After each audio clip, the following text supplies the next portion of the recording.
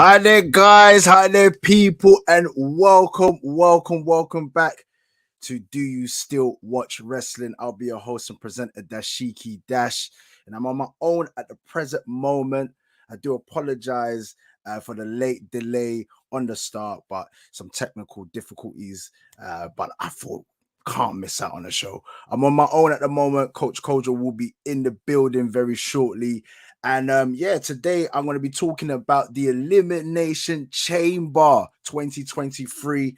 This is the pay-per-view just before WrestleMania. Before we get onto the show, make sure that you like, comment, and subscribe. Do comment as well, man, because we love the interaction here, especially when it comes to speaking about wrestling, man. We could talk about wrestling all day long. Now, the Elimination Chamber 2023, like I said, it's a pay-per-view event just before WrestleMania. So it gives some of the wrestlers the last bit of opportunity to be able to headline the grandest and the greatest show on earth, as is described in the wrestling world, WrestleMania. And you got Royal Rumble, which just went by, which is usually traditionally the last show before WrestleMania. But now, over the years, have introduced one extra one. So it's actually a decent showing. I do like the Elimination Chamber. I do like the switch up in regards to the traditional format of a cage match. This is like this is like a cage match times 1,000. Like, this is a cage match on drugs. Like, the ring is literally surrounded by a massive construction of like caging and chains and all that. And then you have different chambers for wrestlers to obviously stay in. And then you will have the first two wrestlers doing their thing, and then there's a countdown, and then one by one wrestlers then enter the match. So the only way obviously you can win is by eliminating everyone. So it's got like a combination of a bit like Survivor Series, a bit some elements of Royal Rumble, obviously not throwing everyone over the ring, but obviously the pile up of different wrestlers coming into the ring. And then you got, just your traditional kind of cage match. So you can use literally anything within that construction. So the cage, the chambers itself, we've seen many a times wrestlers being thrown into the chambers. I don't know if it's plastic or glass or whatever it is, but I've seen some major injuries, wrestlers getting cut, busted open, and it's a lot higher than your traditional cage match. And remember, in this, it's actually closed. So you're enclosed within a cage, like a cage animal virtually. So you can't climb over to win. And like I said, it's about eliminating each other via pinfall, and then you'll be able to win.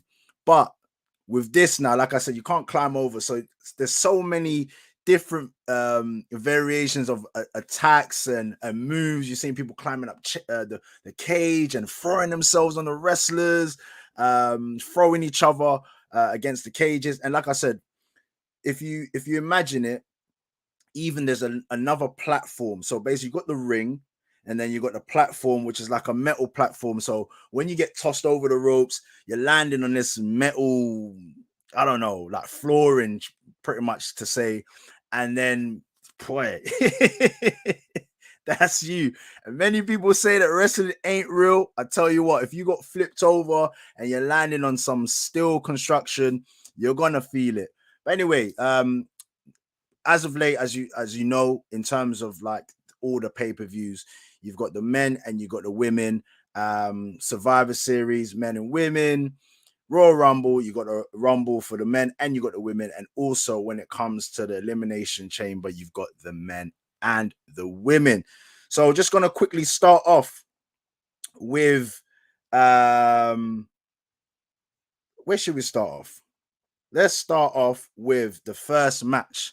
Essentially, the women's are doing their thing. This is the same with Royal Rumble as well. Women's go first, setting up the whole event, setting the tone, and it was a good elimination chamber. You got Asuka versus Liv Morgan versus Nikki Cross. Raquel Rodriguez, Natalia, and Carmella. And I like this Elimination Chamber because it, for one wrestler in particular, and that's Asuka.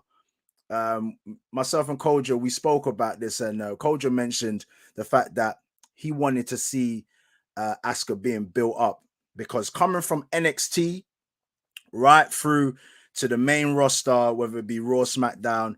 She came through with that undefeated streak as well. You know, they were liking the streak to the Goldberg streak.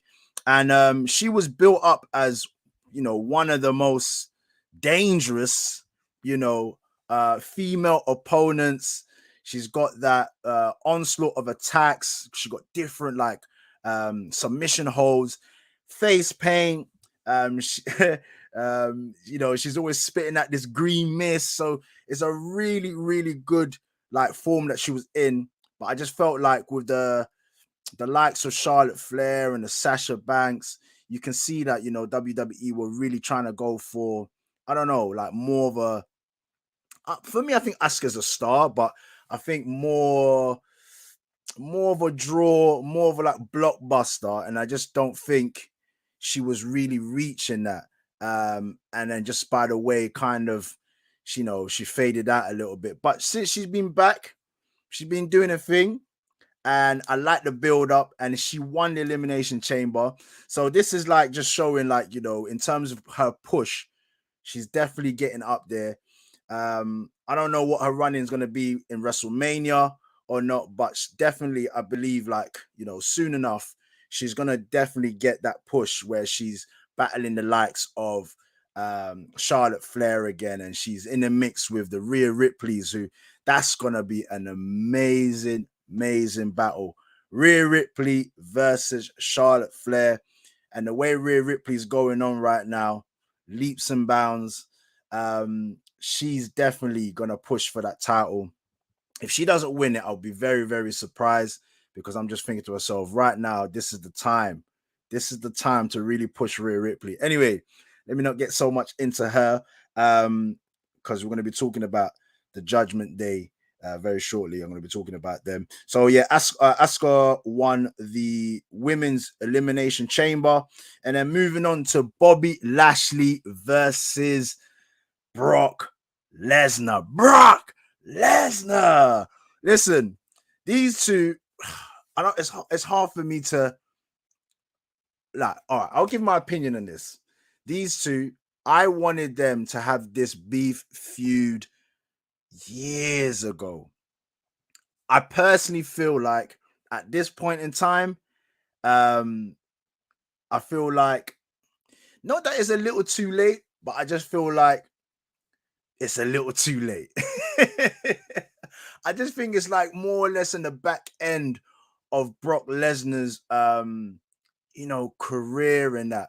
I just felt like if they would have taken the opportunity to push them into this big, massive feud between two big, massive, muscle bound guys when they were in and around their MMA kind of career as well. You know, Brock Lesnar went to UFC. Um, Bobby Lashley was also, you know, coming from the MMA sport as well. They're both from, you know, wrestling backgrounds, real wrestling. So all the elements was there, but it's just different times in their careers. You know, Brock Lesnar's Brock Lesnar, man. Like, you know, the beast incarnate, paved the way for his own career as a dominating force in the WWE, dominated the UFC as well. I just felt like maybe Bobby Lashley just lacked the star power to kind of really have it undeniably like a situation where they beef. But listen, we're having it now. But I don't know if we're getting one too many like matchups. Now, this is going to be sounding a little bit contradicting from myself because I'm very, very big on ongoing beef, ongoing feuds. Like, I hate these. You're beefing with someone for like 2 months, and then like, you know, the storyline's built like as if like you've been hating each other forever, and then after 2 months it's done. I hate all of that.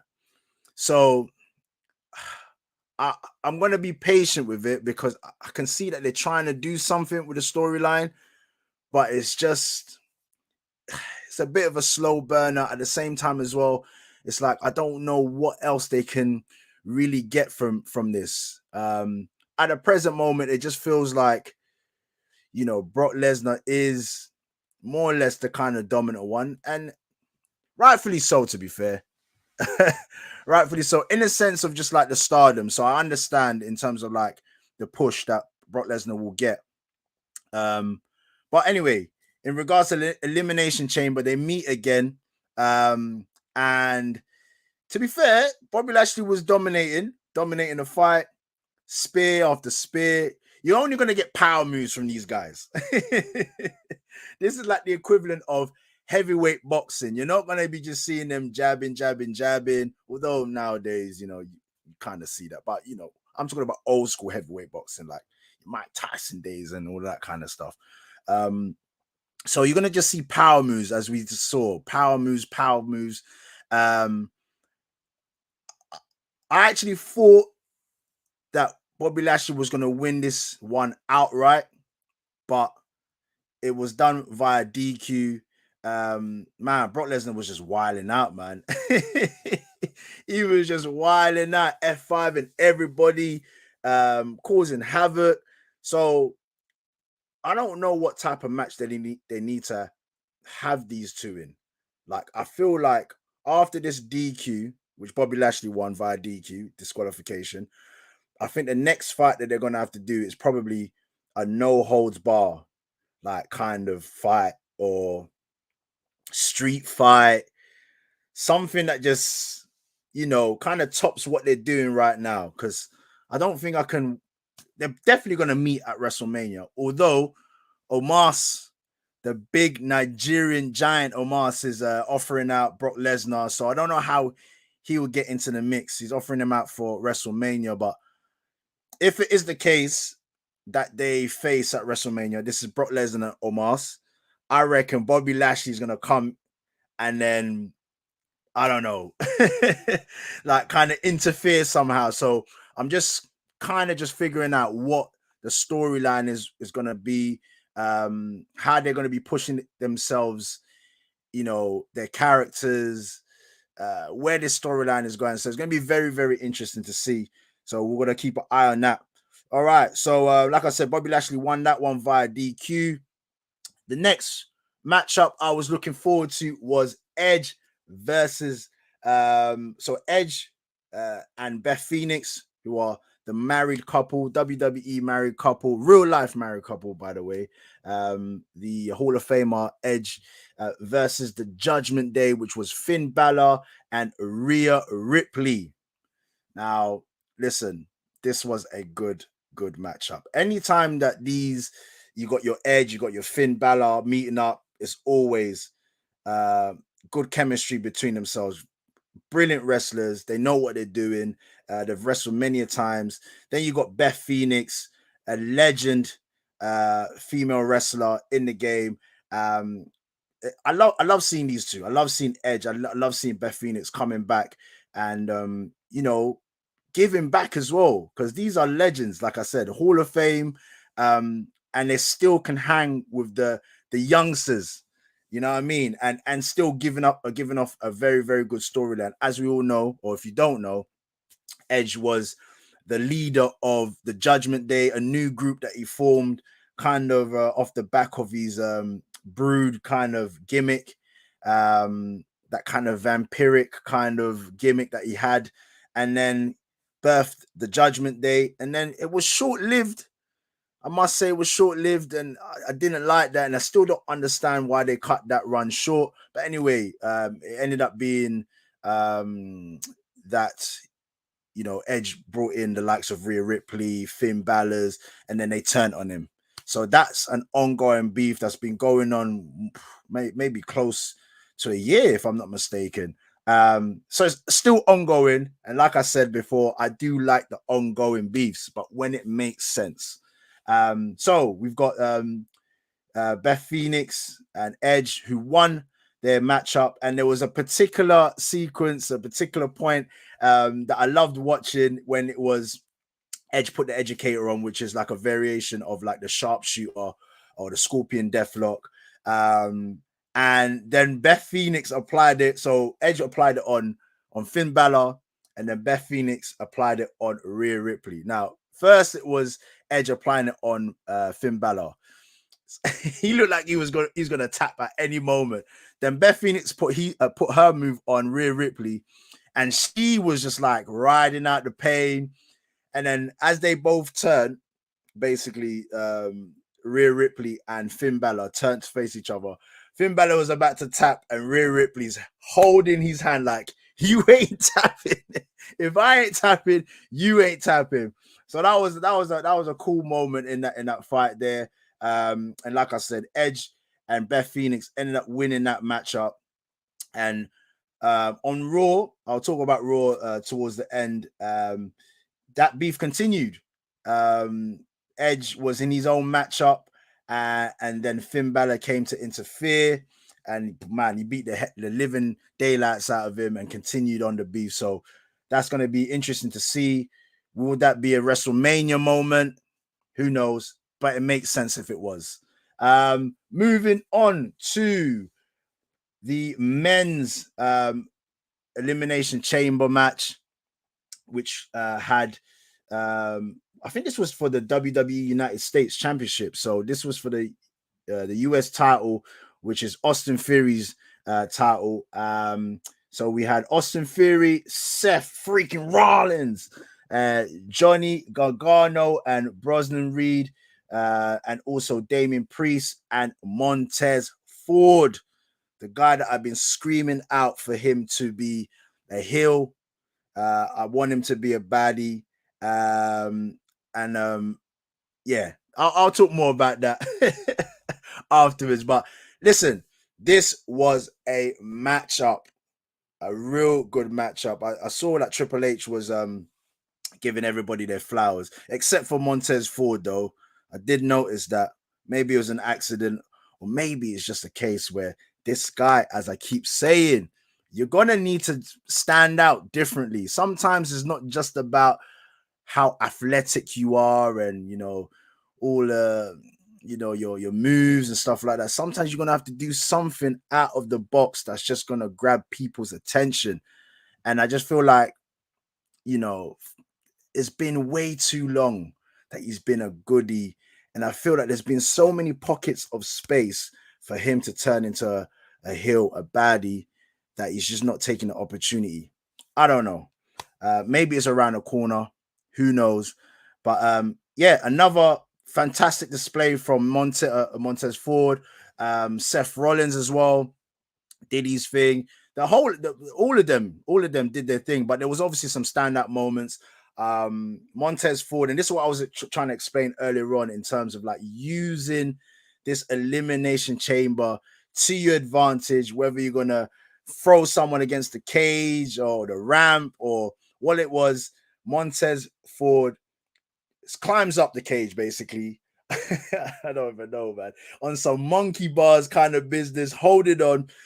He flips himself, and then so just imagine basically he's holding himself up, and then he flips himself into like a plank, and then while he's doing all of that, obviously the wrestlers are looking at him, all like still fighting, and then he just comes flying down onto all the wrestlers. They're gone all everywhere, and sometimes as well, when you're watching wrestling, you're thinking to yourself, come on, man, at least we know, that wrestling is wrestling, in it.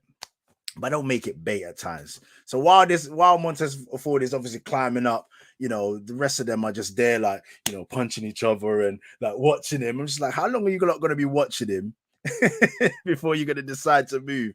But anyway, that was one of the highlights.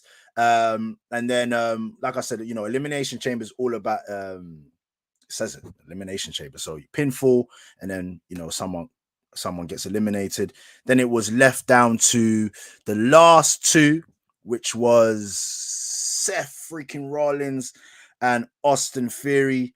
Now, at this point, I was thinking to myself, okay, I want to I weren't too convinced about the fact that Seth Rollins was going to win, but at the same time, I'm just like, maybe, going into WrestleMania as champ could serve well, but at the same time, they are pushing Austin Theory in the right way this time. In the right way. I called this many weeks ago. I think when I started this with this show, that I wanted Austin Theory to be, taken seriously, drop the gimmicks with the phone and all of that kind of stuff, and just utilize your skill, mic skills, wrestling ability, and really go ham. Now we're seeing how Austin Theory is operating. He's cool, he's calm, collected, he's doing his thing, and he's got that persona of like, you're no longer gonna treat me like the youngster now. I've arrived. I have arrived. So definitely got the chip on his shoulder that you need. You need that kind of character, especially when you're heel. You got to have that chip on your shoulder. He's a US champion. He's defending his title week in, week out, doing open challenges, which is synonymous to this title. They always do. John Cena starting off this open challenge stuff. So I was thinking, okay, it's going to be interesting. Weren't all the way convinced about Seth Rollins winning the title, and rightfully so.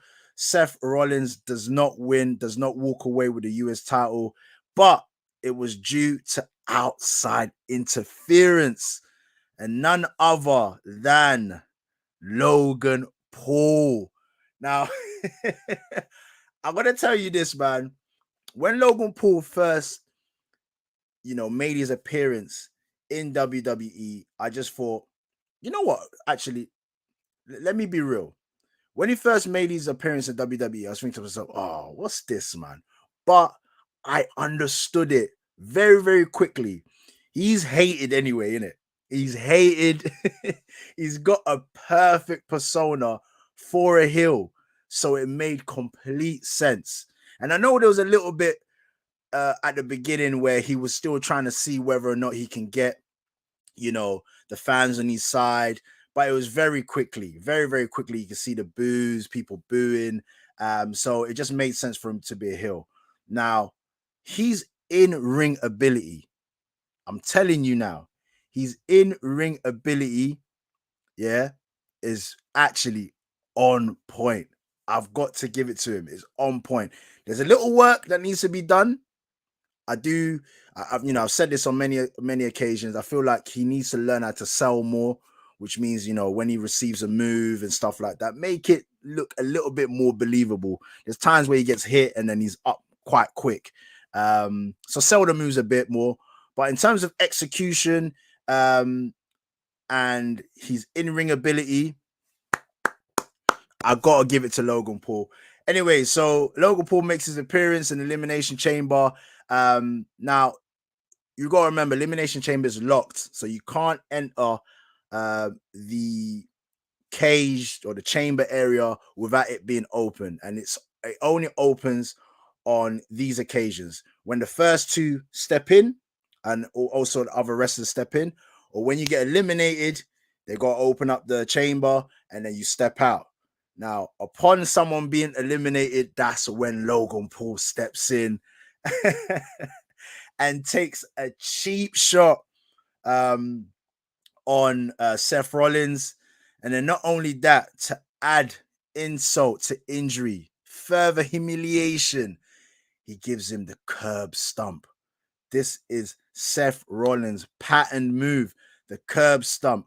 If anybody's watched like American History X or anything like that, or you just know by the phrase curb stomp, this is when like you are on the floor and you're trying to get up, and then someone just comes, foot on your head, stumps your head onto the floor, onto the canvas, and that's usually Seth Rollins' move. But Logan Paul uses it on Seth Rollins, so this was a shock. I don't understand why Logan Paul was gonna attack Seth Rollins, but in the grand scheme of things, I can understand that two megastars, WWE megastar in Seth Rollins with YouTube and social media sensation Logan Paul going at it at WrestleMania.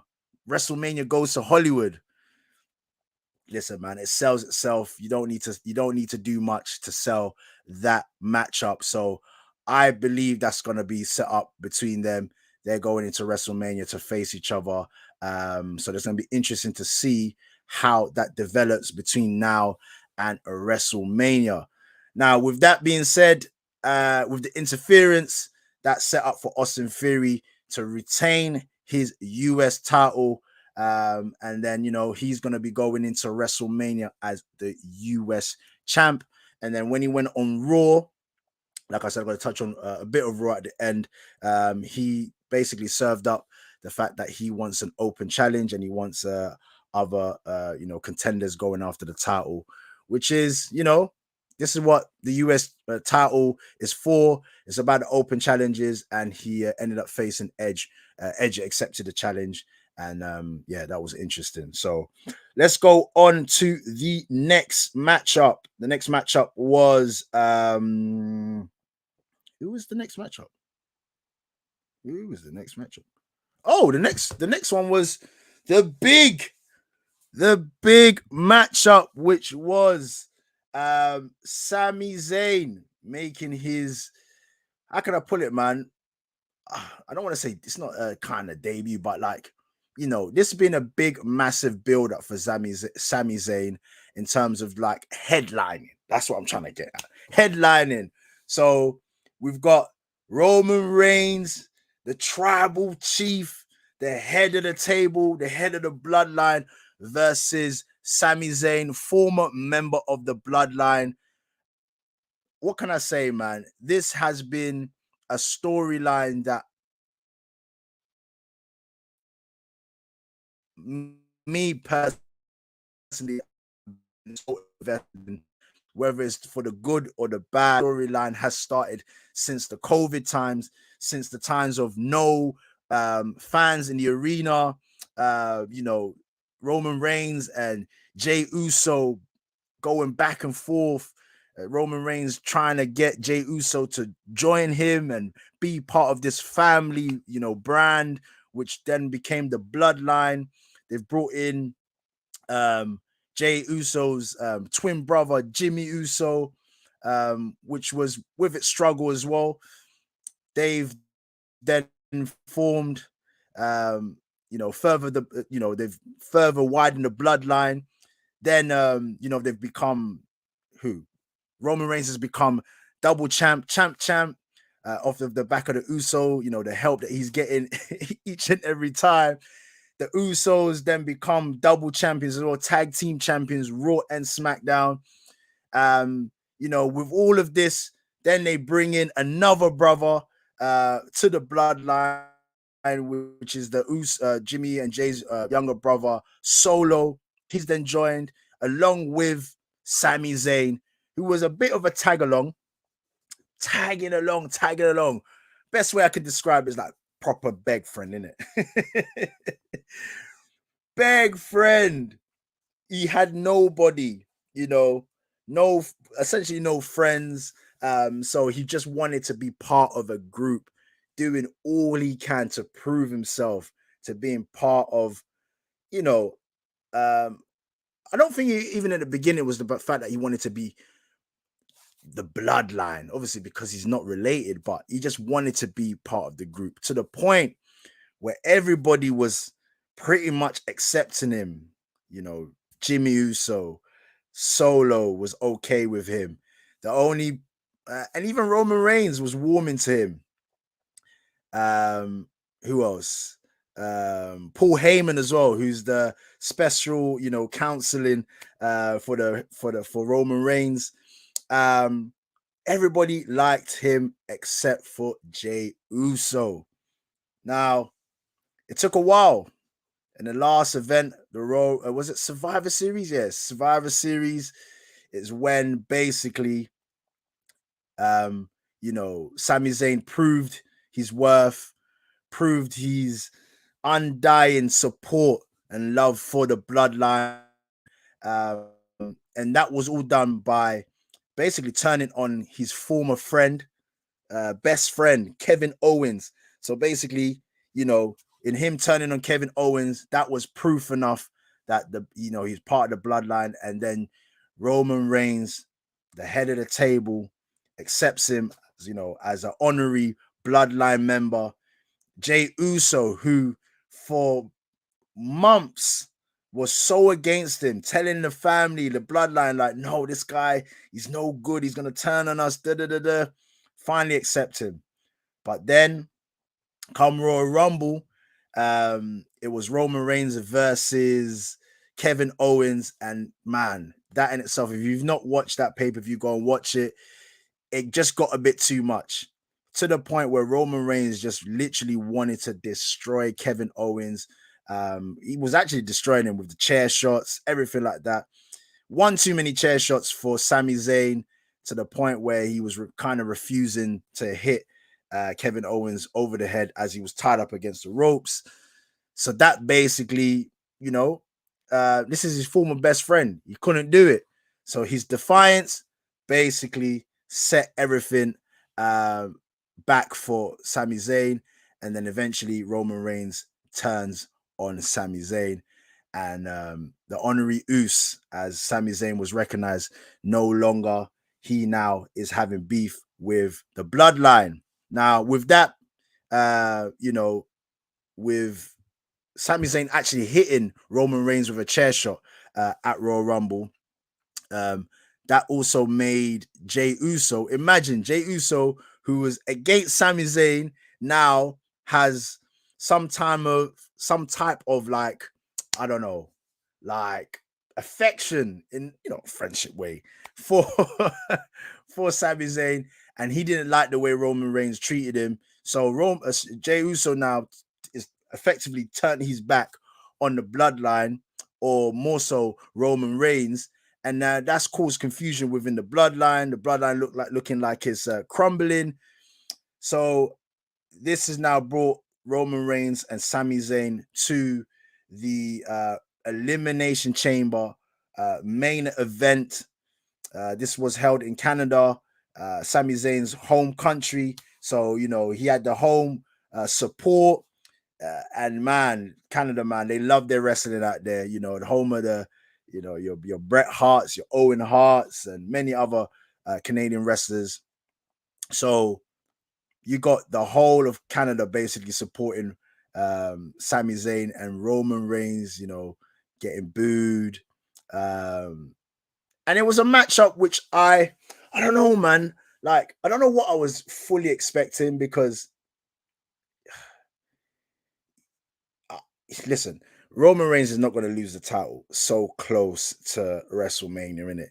That's already been set up for him and Cody Rhodes. So I wasn't expecting Roman Reigns to drop his titles.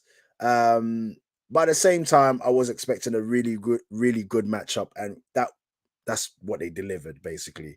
It kind of just showed Sami Zayn in the light of like further defiance, no longer taking the physical abuse, no longer showing fear, because that's how Roman Reigns basically rules, isn't it? Like, via fear.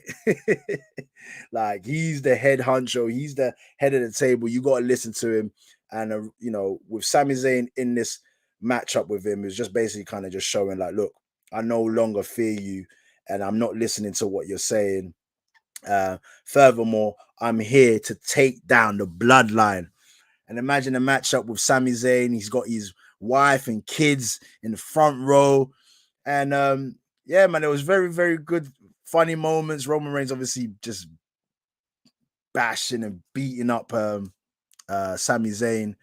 And then at the same time where he's beating him up, he's blowing like kisses and chatting to Sami Zayn's wife as she's in the front crowd. But at the same time as well, Sami Zayn, when he was like dominating the fight, he would go down, kiss his wife, getting amped up. He was so amped though. That was the only thing that I was just thinking to myself, like, yo, calm down, man. Took him ages like to start off in the fight, because he was just everybody was cheering him on. He was so amped. But anyway, the fight went on. As it went on, it went on. And then, as it was very predictable, Jay Uso, one of the twins, comes down, who's in support of Sami Zayn, comes in, and at this point now, we're not too sure. Is he bloodline in or is he bloodline out? Uh, so he comes in. Roman Reigns has got the chair. Kind of looks like the moment of Royal Rumble when it was Roman Reigns versus Kevin Owens. This time, Roman Reigns has got the chair and he's asking Jey Uso, hit him over the head, or just hit him. What are you gonna do? What are you gonna do? You're gonna do this for the bloodline. You know, he's getting onto him. And James is like, obviously, he's conflicted because he's like, yo, this is my guy now, like, you know, and I don't really like what you're doing. So he's there, conflicted. And then I can't remember what exactly happened. But there was a moment, I think it was either, if I've not got this wrong, I think Sami Zayn must have accidentally hit Jey Uso. And he lost the chair somehow. But let me dial it back because it was Jimmy Uso who came first. Sorry, I do apologize. Jimmy Uso came first and then was running the interference as as many people do complain about this, you know. If he's meant to be, you know, this great Roman Reigns, why is it always that he's winning these fights? It's always someone coming to interfere. But this is why he's built his group. This is why he's got the bloodline, you know, by any means necessary, you got to keep these titles. Anyway, runs the interference, couple of sweet chin musics or super kicks, and it doesn't work. Roman Reigns obviously goes for the pin, 1-2, and it's a kick out.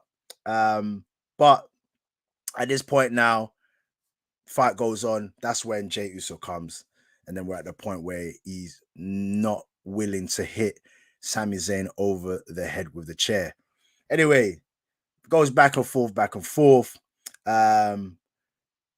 Sami Zayn with a couple of Superman punches as well. So it was very interesting, man. Superman punches. He was kind of just showing, like, you know, not only am I going to try and beat you, but I'm going to try and beat you with your own moves that I admired for a very long time. You know, he's been doing Superman punches, he's been doing spears, he's been trying to copy the way Roman Reigns obviously is. So in this matchup here, he was just kind of just showing like, look, man, I want to beat you in every way I can, even the stuff that you've taught me or the stuff that I've been seeing you do. I want to try and beat you by any means. Anyway, doesn't work out for Sami Zayn. Roman Reigns once again with a spear and then pins Sami Zayn 1, 2, 3, which for many in and around the arena, not for me, because I was just like, Roman Reigns ain't going to lose this. But genuinely, people were really disappointed and surprised, which I think many people actually thought that Sami Zayn was going to win, which is not going to happen. You know, this is the WrestleMania is like, you know, the biggest. This is like the Super Bowl, the World Cup of wrestling, you know, in terms of like how big this event is. Now, you're not going to get Sami Zayn versus Cody Rhodes. That ain't going to do nothing. But we just got to wait and see, because with that, there's so much that happened during this Elimination Chamber. I'm forgetting some vital points. Kevin Owens also comes in to support Sami Zayn, and so he's kind of involvement within the storyline still continues, because over at Raw, Sami Zayn obviously asks for Kevin Owens to come out because he wants to chat to him, all based on an apology. He wants to apologize for, you know, the last year or so, basically. You know, a lot was said, a lot was done, turned his back on Kevin Owens. Kevin Owens, you know, felt like, you know, he's been fighting this fight all by himself against the bloodline. So, like, he ain't really got much to to listen or hear from Sami Zayn, but Sami Zayn's still offering up his apology. So it's going to be interesting to see whether or not they join as a group, as a tag team, because if they do, the only way that I could see, like, not headlining, but having a major kind of impact on the Bloodline storyline is going to be, I'll give my prediction. I think that Sami Zayn and Kevin Owens will join as a tag team, and then they'll go after the Usos. Whether it be, well, I ain't gonna talk too much, and what I'm gonna save that for the WrestleMania predictions and stuff like that. But I believe that Sami Zayn and Kevin Owens are gonna join as a group against the Usos, definitely for the title, and we're gonna see whether or not they're gonna win the title at WrestleMania, which is gonna be very interesting. When it comes to Sami Zayn, man, I don't know if, like I said, most likely going to be the case where he enters as a tag team for the WrestleMania. But if he doesn't, then I don't know if they're going to do a triple threat. I don't know if they're going to do like a two-nighter. Roman Reigns, schedule-wise, doesn't really go ham like that. So I don't know if he's going to do back-to-back. But it's going to be interesting in terms of his involvement when it comes to his Roman Reigns versus Cody Rhodes. Will Sami Zayn run interference? Will he cost Roman Reigns at WrestleMania? Will Cody Rhodes finally, fulfill his dreams and, round up his story in terms of like the Rhodes, headlining WrestleMania and also becoming, champion. So that's going to be real interesting. In regards to Raw on Monday, it was just literally a continuation of some of the storylines from the Elimination Chamber. Nothing too special. As I mentioned earlier on, you had the likes of Edge and Finn Balor. Finn Balor running interference on Edge's title fight against Austin Theory. So Edge accepted the open challenge, and Finn Balor obviously shagged that for him. Then, obviously, like I said, you had the storyline between Kevin Owens and Sami Zayn. Sami Zayn calling out Kevin Owens for the apology. That didn't run too well. And then you had who did you have? Who's the fight that I enjoyed? Was it Seth Rollins and who is it? The Miz.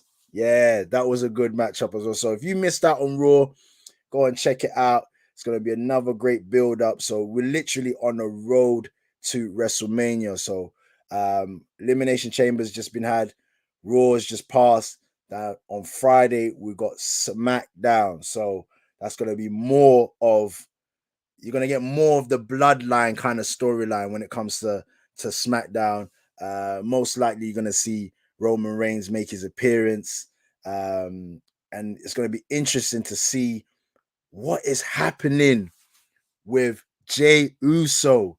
Is Jey Uso pushing to be the head of the bloodline, or just at this present moment now, he's just had enough? Remember as well, if we look back on the storyline, Jey Uso didn't really want to join Roman Reigns. It was just the fact that Roman Reigns brutalized Jey Uso into being part of the bloodline. And then the fact that he also forced, his brother also forced Jimmy Uso. So none of these guys, apart from Solo, really joined off the back of really wanting to. It's like, yo, this is my family. It was all off the back of the fear factor, the bullying tactics, the brutalization of the Uso brothers that Roman Reigns put upon the brothers, and they become part of the bloodline. So it's going to be very interesting. This storyline has been going on for the longest time. One of the best storylines in WWE history. And it's just going to be very, very interesting to see how it rounds up. Will it round up at WrestleMania? We're yet to see, but it's still ongoing. The story still continues. With that being said, man, just remember, wrestling is every week. If you watch wrestling or you're not into wrestling, it's like watching EastEnders, man. It's like watching EastEnders. Like, you might not watch it for time, and then all of a sudden you just catch up on 1 or 2 episodes, and then all of a sudden you are back in the running. What else? What else happened? That's it, innit? That is pretty much it for this week.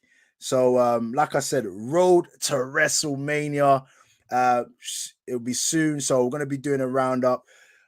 Further apologies, obviously, Coach Kojo couldn't be on the show today, but we'll get him back on next week, next show. And now, I've been wanting to do this show for the longest time, and I keep saying it.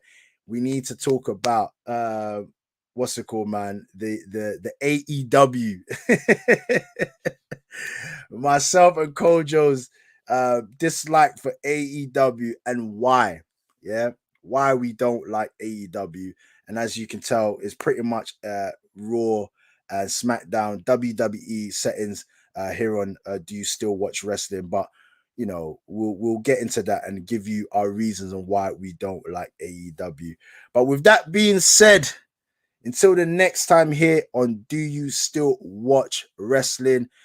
Make sure you like, comment, and subscribe, and pass it on to all your kinfolk, all your friends, and stuff like that.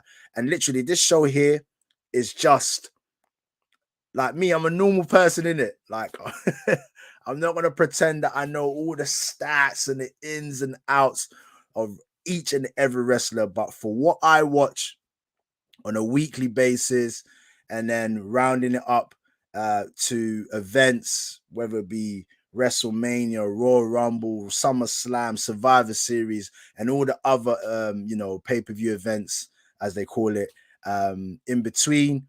This is what I like. I just talk about it in my own way, and then we just chop it up. So if you're into that, please, man, interact with us, interact with myself. You can go on my handles at Dashiki Dash, or you can go on a Dash of Sports. That's where I'll be at. Just type in the Dash of Sports, whether it be Instagram, it will be Twitter. I'm on there, man. Shoot me a message, and then man, chat about wrestling all day long. So with that being said, until the next time here on the Dash of Sports, do you still watch wrestling? I'll see you next time. Peace.